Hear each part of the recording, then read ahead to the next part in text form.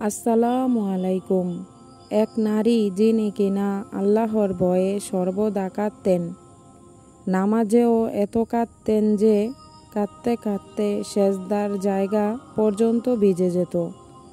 তার মধ্যে মৃত্যুর চিন্তা এত বেশি ছিল যে সর্বদা কাফনের কাপড় সঙ্গে রাখতেন।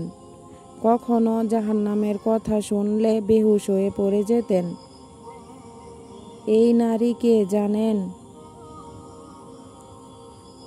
এই নারী হচ্ছেন হযরত রাবিয়া বসরি রাদিয়াল্লাহু তাআলা আনহু। তিনি সারা রাত তাহাজ্জুদের নামাজে কাটাতেন। সুবহে সাদিকের সময় সামান্য একটু ঘুমাতেন। একটু সকাল হয়ে গেলে তাড়াতাড়ি উঠে নিজেকে তিরস্কার করতেন। আর কতকাল স্মরণ করবে, শীঘ্রই করবে, ঘুমানোর সময় পাবে, সিংগায় ফুক পর্যন্ত ঘুমানোর সময় পাবে। হযরত রাবিয়া বসরি রাদিয়াল্লাহু তাআলা আনহু মধ্যে দুনিয়ার কোন মোহ ছিল না। কেউ তাকে কোনো কিছু উপহার দিলে তিনি এই বলে তা ফেরত দিতেন, এই দুনিয়া দিয়ে আমি কি করব? আমার দুনিয়ার কোনো জিনিসের প্রয়োজন নেই।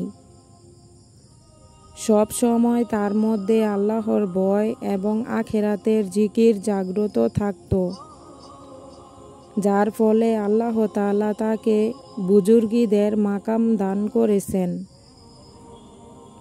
আল্লাহ হাফেজ। আসসালামু আলাইকুম।